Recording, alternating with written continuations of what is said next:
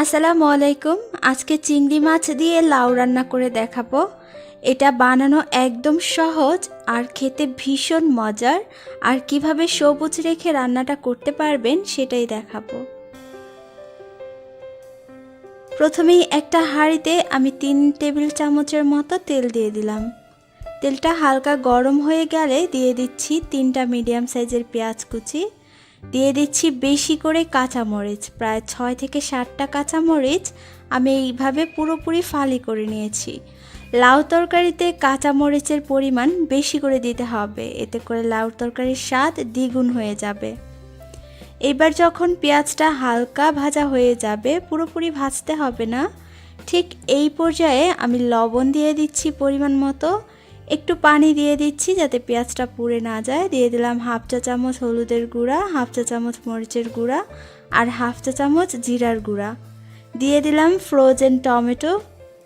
টমেটোটা ফ্রোজেন ছিল আমি দিলাম, আপনাদের কাছে টাটকা টমেটো থাকলে সেটা ছোট ছোট করে কিউব করে কেটে দিয়ে দিবেন। এইবার এই টমেটোগুলোকে ছাড়িয়ে নিতে হবে, এর জন্য আমি একটু নেড়ে মিশিয়ে নিয়ে ঢাকনা দিয়ে ঢেকে 1 মিনিটের মতো কষিয়ে নেব, এতে করেই টমেটোটা খুলে যাবে।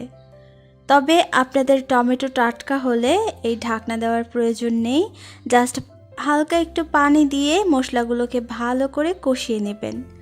টমেটো যেহেতু ফ্রোজেন ছিল তাই এর থেকেই কিন্তু পানি উঠেছে।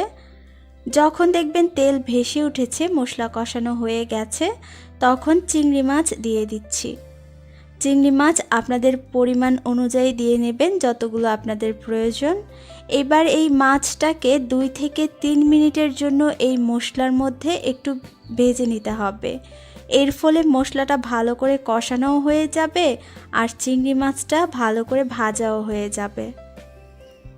তারপর যখন মশলা ছেড়ে দেবে দিয়ে দিচ্ছি লাউ।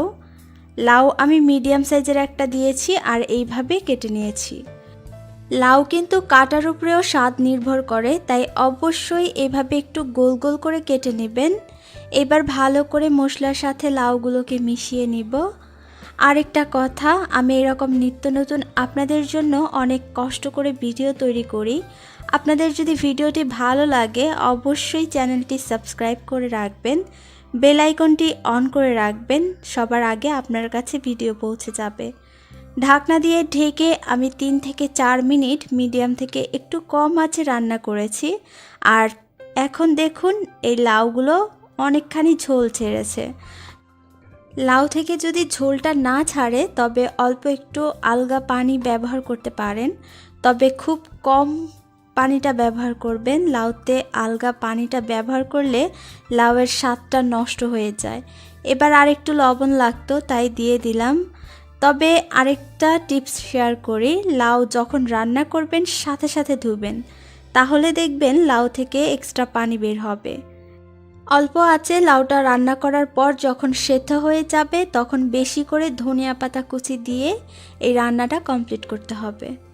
আমি ধনিয়া পাতা কুচিটা দিয়ে 1 মিনিটের মতো এই লাউটাকে রান্না করে নিয়েছি। আর এইবার গরম গরম সার্ভ করার পালা। আশা করছি আজকের রেসিপিও আপনাদের কাছে অনেক ভালো লেগেছে। বাসায় অবশ্যই পুরোপুরি ভিডিওটা ফলো করে রান্না করে দেখবেন, বাসার সবাই পছন্দ করবে। আজকে এখানেই বিদায় নিচ্ছি, সবাই ভালো থাকুন, আল্লাহ হাফেজ।